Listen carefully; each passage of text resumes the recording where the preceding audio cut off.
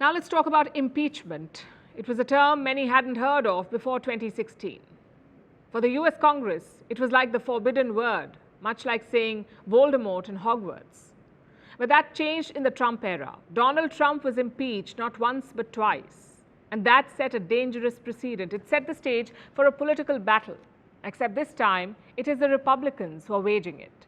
US Speaker Kevin McCarthy sounded a warning today. He said he could launch an impeachment inquiry into President Joe Biden. It is linked to allegations of financial misconduct by the president and his son Hunter Biden. The White House has rubbished these claims, but the Republicans look determined. So is an impeachment looming over Joe Biden? Our next report tells you.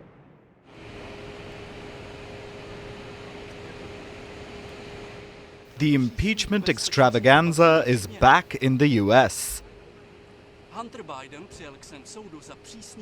This time, all eyes are on President Joe Biden. So what did Biden do? Well, there are allegations of financial misconduct, all linked to his son, Hunter Biden. Now, these allegations were always there, but a new testimony by Hunter Biden's ex-business partner has raised some eyebrows. Reports say Biden was on the call during some of his son's business deals. Basically, Hunter Biden rung Joe Biden and sometimes even put him on the speaker during business dealings. All of this apparently happened when Biden was vice president. The claims sound dubious. So what does the White House have to say? It has rubbished all such claims. The White House says Biden was never in business with his son. But for the Republicans, this is a goldmine, a perfect opportunity to start an impeachment probe. 3 US House committees are currently investigating this. They are looking into any sort of financial misconduct. So if the administration fails to answer them, all bets are off. The Republicans may go ahead with an impeachment inquiry. It's a warning House Speaker Kevin McCarthy gave today. But are the Republicans really serious about an impeachment? They have been reluctant so far. They have chosen low-stakes battles until now, like going after the Attorney General or the Homeland Security Chief. It was easier to sell to the people and the reluctant party members, but this time they're going after the top dog. You see, the Republicans are doing exactly what the Democrats did, using impeachment as a political tool. The impeachment was introduced as a series of checks and balances to prove that no one was bigger than the Constitution, not even the President of the United States. But it has slowly turned into a political tool, a way for one party to humiliate the other. Only 3 US presidents have ever been impeached. It includes the likes of Andrew Johnson, Bill Clinton, and Donald Trump.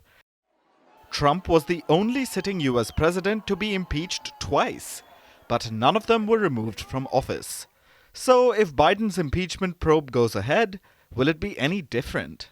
Of course, there'll be a lot of compassionate speeches, clashes in the Congress, even some theatrics. But is that what the United States needs right now? There are mass shootings, rising inflation, curbs on women's rights. America is going through a lot. The last thing it needs is yet another impeachment. But who will explain that to the politicians? They are busy in their political merry-go-round.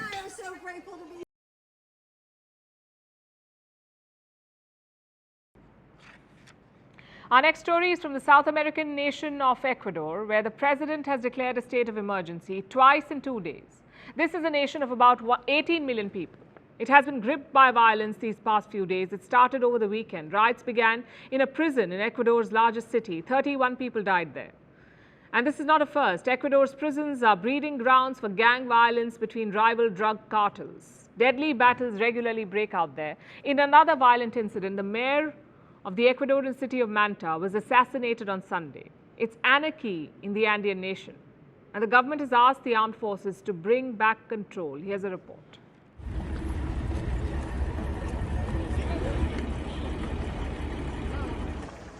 Soldiers and police officers in Ecuador raided a prison yesterday. The littoral prison in one of Ecuador's largest cities, Guayaquil. reportedly the most dangerous prison in the country. The armed forces went in to put down a riot that began on Saturday.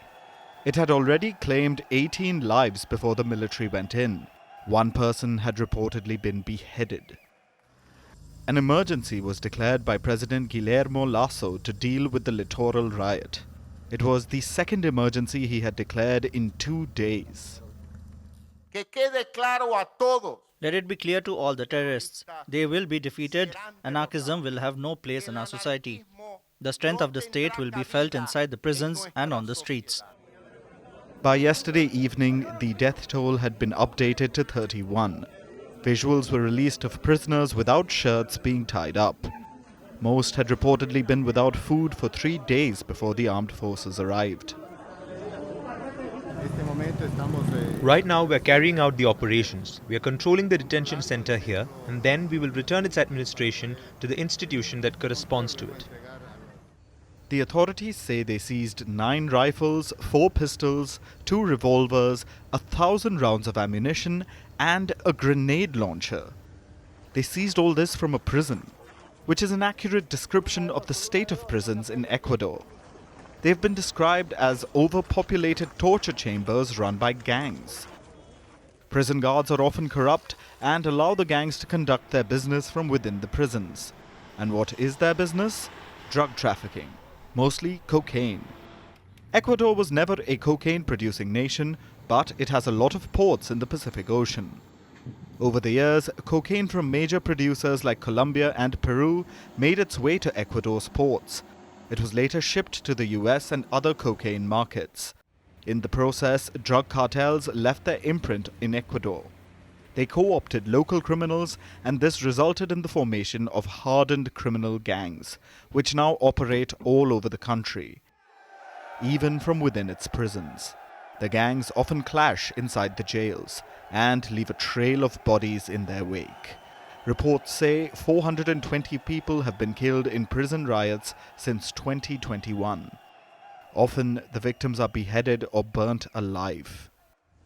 And the government has not been able to put an end to these barbaric acts. Often, they spread out of the prisons and spill over to the streets, as in the northern city of Esmeraldas. On Monday, 15 prison guards and 2 other staffers were being held hostage at a local jail. The city's police were attacked, explosives were placed at gas stations, and several cars were burned. This came just hours after Ecuador's president had issued the first emergency of the week. I have decreed a state of exception in Manabi, Los Rios, and the Duran canton of the province of Guayas. This state of exception will go into effect immediately, and within the articles of the decree, there is a curfew from 10 p.m. until 5 a.m. the following day. This was over the assassination of a mayor. Agustin Intriago, the mayor of Manta, was killed on Sunday.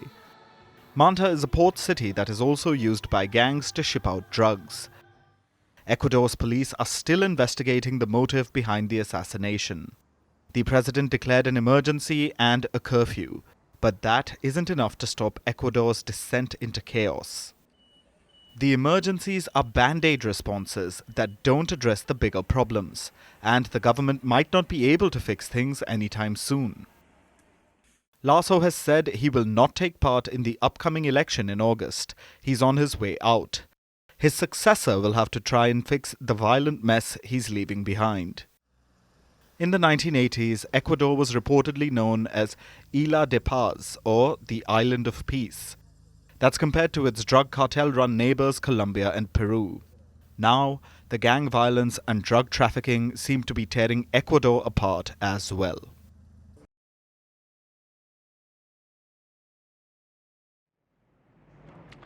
Now, how much activism is too much activism? It's a question that sums up our times. Activism is supposed to be good. It's supposed to change the world for the better, but sometimes it can do the very opposite. Case in point, what happened in Malaysia. There was a concert in Kuala Lumpur last week. An English band was headlining it. It's this one called the 1975. Midway through the concert, the lead singer had a calling. He decided to turn activist. We're talking about this man, Matty Healy. He began with a 3-minute speech. He slammed Malaysia's anti-LGBTQ policies. We can't play out the speech for you. It will probably be a series of beeps. Basically, it was filled with profanity. After the speech, the singer went a step ahead. He kissed his fellow band member on stage, a male band member.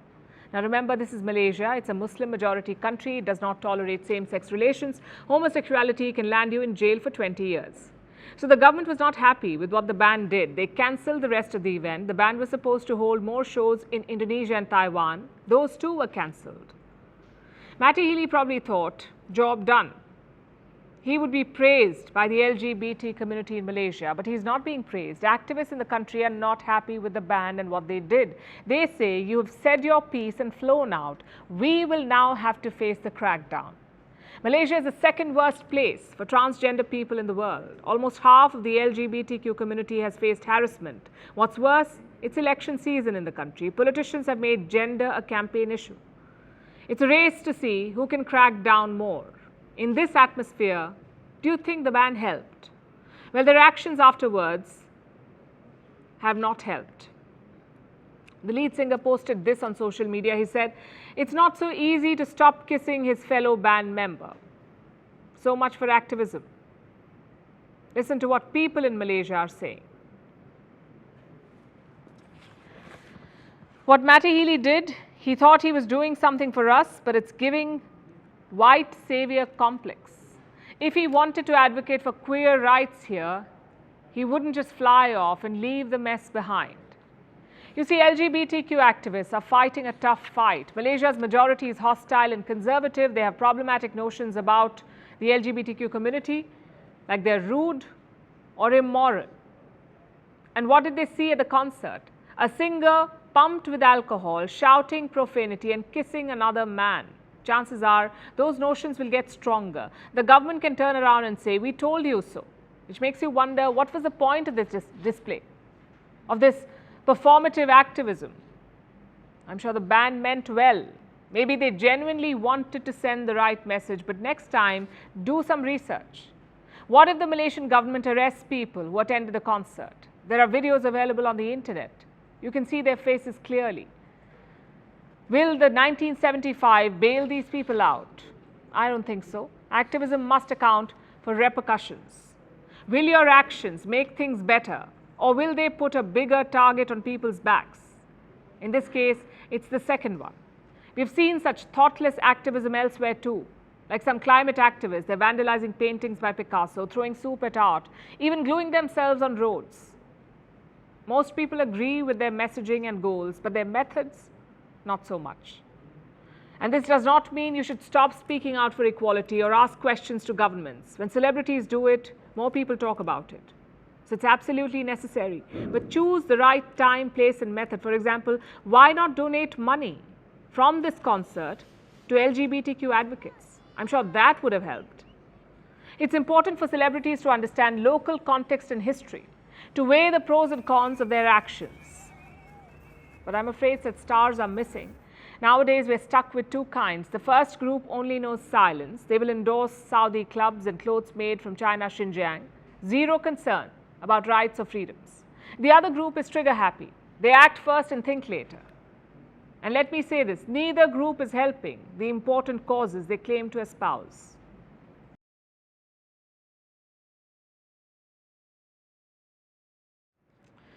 And some cricket news now. India's women's team captain Harmanpreet Kaur is in the spotlight. I'm afraid not for the right reasons. Her actions in Bangladesh have triggered an online debate. She's also been suspended by the ICC, that's the International Cricket Council. Harmanpreet will now miss 2 international matches plus a 50% match fee fine. But what exactly did she do? Let me tell you the backstory. Team India had travelled to Bangladesh for a series. We played 3 one-day internationals. Bangladesh won the first, India won the second, and the third was tied. But Harmanpreet was not happy. India was on course to win the third match, but towards the end, we lost a cluster of wickets. And one of those wickets was Harmanpreet. She was given leg before wicket, LBW, by the umpire. Harmanpreet disagreed with that decision. She smashed the stumps in disgust. That was strike one. Strike two came during the post-match presentation. Harmanpreet called the standard of umpiring pathetic. She also passed a sarcastic jibe while receiving the trophy. Harmanpreet said, "The umpires tied the match for you, so call them for the photo as well." No point arguing about it. It was a low blow, what she said and what she did. But the internet is divided. One side is supporting Harmanpreet's actions. They say it's all about passion and aggression.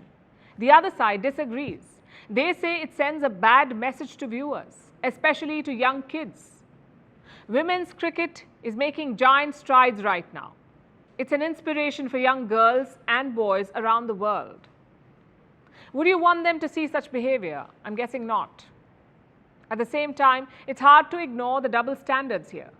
Commentators have different yardsticks for men and women. Male athletes are expected to be aggressive, and female athletes, well, not so much. When they display emotions or aggression, it's frowned upon. Serena Williams experienced it multiple times. She's been called intimidating and manly. She's also been compared to animals. Same with Martina Navratilova, another tennis icon. Look at how this website described her. A gal with manly arms. And it's not just about aggression. Any emotion displayed by female athletes is put under a microscope. Meet Gabby Douglas. She's a gymnast from the United States. Guess what she was criticized for? Not cheering hard enough for her teammates.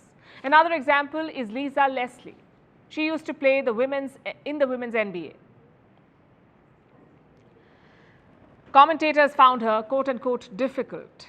And why is that? Because apparently she was aloof and self-absorbed. Now compare this to how male athletes are treated. Their aggression is not criticized. In fact, it is celebrated. Take Virat Kohli, for example. In his early days, Kohli was famous for his on-field antics. He once showed a middle finger to the crowd in Australia. He has in fact abused multiple times on the field. But what does the media call him? The face of New India. Surely this is a double standard, and we are not defending what Harmanpreet Kaur did. She was captaining Team India. It's an honor that very few people get. She should have handled the situation better. Maybe waited until after the presentation, or used better words. At the same time, we must criticize this online hypocrisy. You can't have different standards for male and female athletes. What's wrong is wrong. Harmanpreet's predecessor summed it up best. Her name is Mithali Raj. She wrote an article about this entire incident. Listen to what she said. It's okay to be aggressive and show emotions to a point, but one shouldn't forget the game is above individuals. While Harman's anguish is understandable, her behavior shouldn't be condoned. You can't play sports without passion, maybe even aggression. But aggression doesn't mean insulting your opponents or lashing out at umpires. It can be controlled, directed, and effective.